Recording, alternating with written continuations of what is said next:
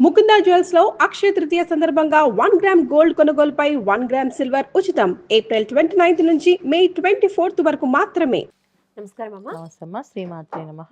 ఈ మధ్య కాలంలో మనం చూసినట్లయితే చాలా మంది ఆర్థికంగా స్థిరంగా ఉండలేక చాలా ఇబ్బందులు పడుతున్నారు. అంటే ఒక 20,000 సంపాదించే వ్యక్తి కూడా చాలా ప్రశాంతంగా ఏ అప్పులు ఏమీ లేకుండా హాయిగా ఫ్యామిలీతో సంతోషంగా ఉండగలుగుతున్నారు. కానీ అట్ ద సేమ్ టైం ఒక 1,00,000, 2,00,000 సంపాదించే వాళ్ళు కూడా ఆర్థిక స్థిరత్వం లేక వచ్చిన డబ్బులని కూడా 1,00,000, 2,00,000 అంటే మామూలు విషయం కాదు. అయినప్పటికీ వచ్చిన డబ్బులు ఎలా వెళ్ళిపోతున్నాయో తెలియక ఆర్థిక సమస్యలు, మళ్ళీ అప్పులు చేయడం, ఇవన్నిటితో లేని తలనొప్పులతో చాలా ఇబ్బందులు పడిపోతూ ఉన్నారు. వీటన్నింటికి కారణం ఏంటంటారు? అంటే ఫైనాన్షియల్ ప్లానింగ్ కరెక్ట్‌గా లేకపోవడం కారణం అంటారా? లేకపోతే ఫైనాన్షియల్ ప్లానింగ్ ఉన్నప్పటికీ కూడా కొంతమందిలో ఈ సమస్యలు ఉంటున్నాయి. అంటే జాతకపరమైనటువంటి ఏమైనా దోషాల వల్ల ఇలా జరుగుతుందంటారా? తప్పకుండా నాన్న. అంటే మీరు అడిగిన విషయాల్లో 2 విషయాలున్నాయి. ఒకటి మీరే చెప్పారు. ప్లానింగ్ లేకపోవడం వల్ల జరుగుతుందని. కొంతమంది ప్లానింగ్ ఉన్నా జరుగుతున్నాయనేసి. హ్మ్. అయితే ఇక్కడ ఏంటంటే జాతకంలో ఉండే ఆర్థికపరమైన దోషాలు అనేది జాతకానికి సంబంధించింది కాదు. ఈ ఆర్థికపరమైన పరిస్థితి ఎదుర్కోవడానికి కారణం ఏంటంటే మనలో పర్సనల్‌గా కోరికలు. హ్మ్. సో ఏ వస్తువైనా చూస్తే కొనుక్కోవాలనిపించడం, తెలియకుండా ఖర్చు పెట్టడం ఏంటి. ఈ విధంగా కొనడం వల్ల, తీసుకోవడం వల్ల అంటే పూర్వం ఏంటంటే ఏదైనా కొనాలి అంటే డబ్బులు పర్స్‌లో పెట్టుకొని వెళ్ళేవాళ్ళు. అవును. ఒకవేళ పర్స్ మర్చిపోతే ఖచ్చితంగా ఇంటికి తిన్నగా వచ్చేసేవాళ్ళు. ఏమి వచ్చేసేవాళ్ళు. కొనడానికి అవకాశం ఉండేది కాదు. కరెక్ట్. ఇవాళ ఎలాగా వచ్చింది పరిస్థితి అంటే ఫోన్ ఉంటే చాలు అవును. కొనుక్కోవచ్చు. ఒకవేళ మన దగ్గర ఫోన్ లేకపోయినా, ఫోన్‌లో ఛార్జింగ్ లేకపోయినా పక్క వాళ్ళ ఫోన్‌లో ఫోన్ చేసి నువ్వు పంపించంటే పంపించేస్తున్నారు. అవును. సో కొనేస్తున్నాం. అంటే ఏంటంటే మనలో కోరిక ఎంత బాగా పెరిగిందో, బలంగా పెరుగుతున్నాయో, హ్మ్. అలాగే ధనం కూడా అంత నీళ్ళలా ఖర్చవుతున్నాయి. సో నీళ్ళలా ఖర్చవ్వడానికి కారణం మనమే కారణం అన్నిటికంటే. జాతకంలో ఉండే దోషం పక్కన పెడితే ఫస్ట్ మనలో మనమే కారణం.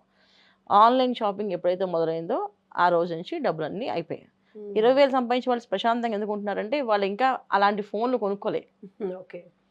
అండ్ ఒకవేళ కొనుక్కున్న ఆ ఫోన్‌లో వస్తువులు కొంటే నిజంగా మనకొస్తాయో రావో, బావుంటాయో బావుండవో అనే ఒక అపనమ్మకం వాళ్ళకుంది గనక, హ్మ్. వాళ్ళు 20,000తో హాయిగా వాళ్ళ ఇంటి రెంటు, ఏదైనా మెయింటెనెన్స్ ఏవైతే ఉన్నాయో అవన్నీ చేసుకొని, కాస్త కూస్త డబ్బులు దాచుకొని, ఏ పండక్కో బట్టల షాప్‌కెళ్ళి మాత్రం కొంటున్నారు. హ్మ్.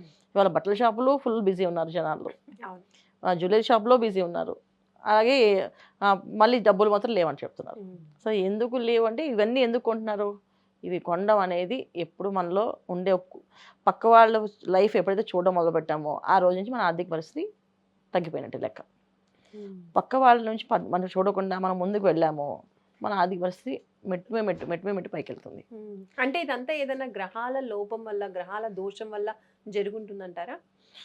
జనరల్‌గా జాతకంలో ఒక్కొక్కళ్ళకి ఒక్కొక్క జాతకం పర్సనల్ జాతకం తీసుకోవాలి. హ్మ్. సో, ఒక జాతకంలో కొంతమందికి క్యూరియాసిటీ ఎక్కువగా ఉంటుంది. అది వాళ్ళ జాతకంలో ఉండే యోగాలు బట్టి. హ్మ్.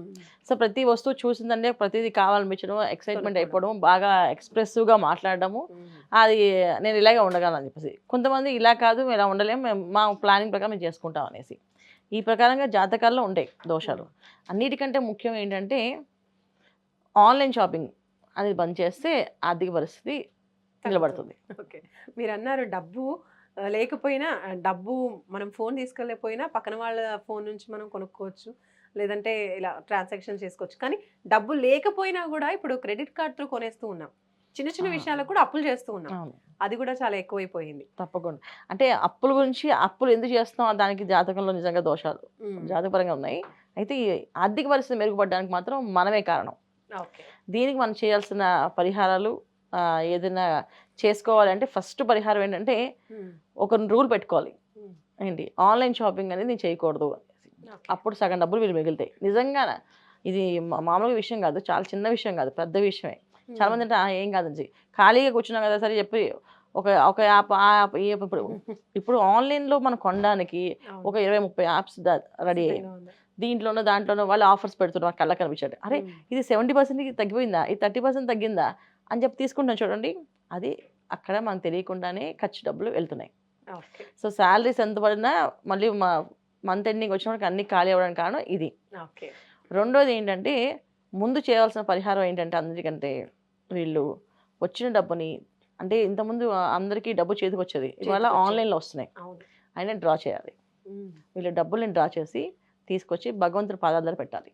హ్మ్. అలా పెట్టి, ఈ డబ్బుని జాగ్రత్తగా సద్వినియోగంగా నేను వాడతాను స్వామిని, భగవంతుడి దగ్గర ఒక ప్రామిస్ తీసుకోవాలి వాళ్ళు. అలా వాళ్ళకి వాళ్ళు తీసుకోవాలి ప్రామిస్. తీసుకున్నప్పుడు ఏమవుద్దంటే భగవంతుడు కూడా ఇప్పుడు మనకి మామూలుగా మన ఇంట్లో ఉన్న ఇద్దరు పిల్లలు అనుకోండి. ఇద్దరు పిల్లలు ఒక పిల్లవాడు రాగానే కలిసిపోయి వచ్చుంటారు. మంచినీళ్ళు తాగుతారా? కాస్త మీకేమైనా తెచ్చిమ్మంటారా? అని ఒక టవల్ తెచ్చివ్వడము, ఒక గ్లాస్ మంచినీళ్ళు తీసుకొస్తే వాడి మీద ఎంత ప్రేమ ఉంటుంది మనకి. సో భగవంతుడు కూడా అంతే. మన భగవంతుడి దగ్గర ఆయన పాదాల దగ్గర ఈ డబ్బు పెడితే ఇది నువ్వు ఇచ్చిన అవకాశం అని చెప్పి ఆయన దగ్గర దండం పెట్టుకొని ఆ డబ్బును అక్కడ పెట్టి, సో ఆ డబ్బుని తీసుకొని ఖర్చు పెట్టడం మాత్రం చాలా జాగ్రత్తగా ఖర్చు పెడతానని చెప్పి ఒక ప్రామిస్ మనమే చేసుకుంటే ఆర్థిక పరిస్థితి అనేది మెరుగుపడిపోతుంది 100%.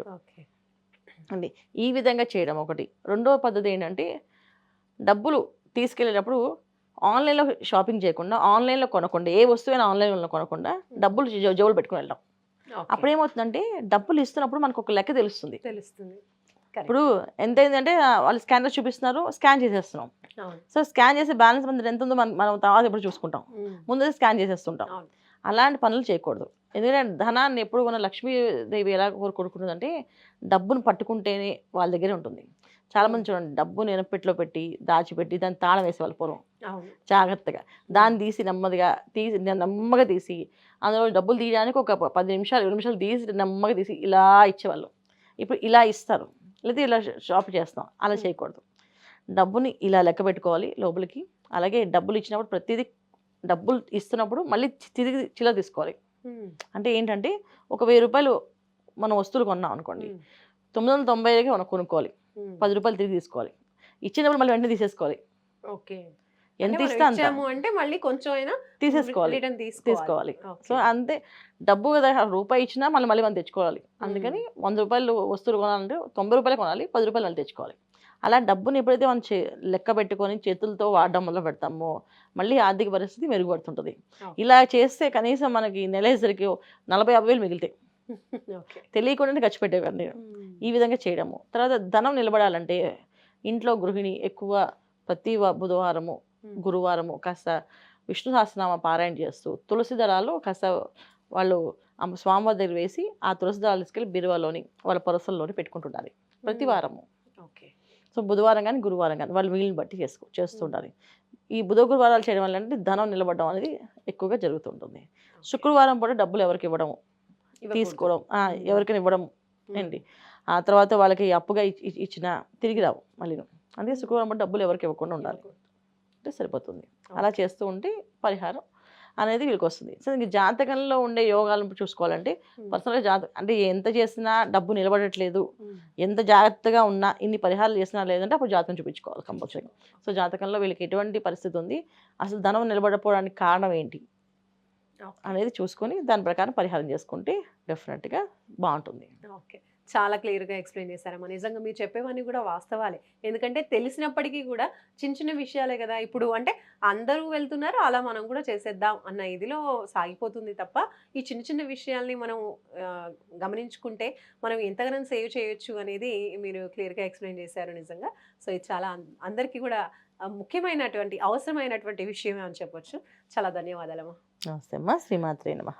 సో చాలా మందికి చూస్తున్నారు కదండి, ఇలాంటి ఆర్థిక సమస్యలు ఎన్నో ఉంటూ ఉంటాయి. డబ్బులు ఎంత వస్తున్నా కూడా నిలవకుండా ఇంట్లో ఎన్నో ఆర్థిక సమస్యలతో బాధపడుతూ ఉన్న వాళ్ళు ఇప్పుడు చెప్పినటువంటి చిన్న చిన్న పరిహారాల్ని పాటించుకుంటూ ఉన్నట్టయితే చాలా మంచి పరిస్థితుల్ని మున్ముందు చూడొచ్చు. ఒకవేళ ఇంకా ఆర్థిక సమస్యలు ఎక్కువగా ఉన్నాయి, భరించలేనంతగా ఉన్నాయి అన్నప్పుడు మీరు ఏమైనా జాతక సమస్యలతో బాధపడుతున్నారా అన్న అనుమానం వచ్చినప్పుడు మీరు జాతకపరమైనటువంటి పరిహారాల కోసం స్క్రీన్పై కనిపించే నెంబర్స్కి కాల్ చేసి పర్సనల్ అపాయింట్మెంట్ కూడా తీసుకోవచ్చు.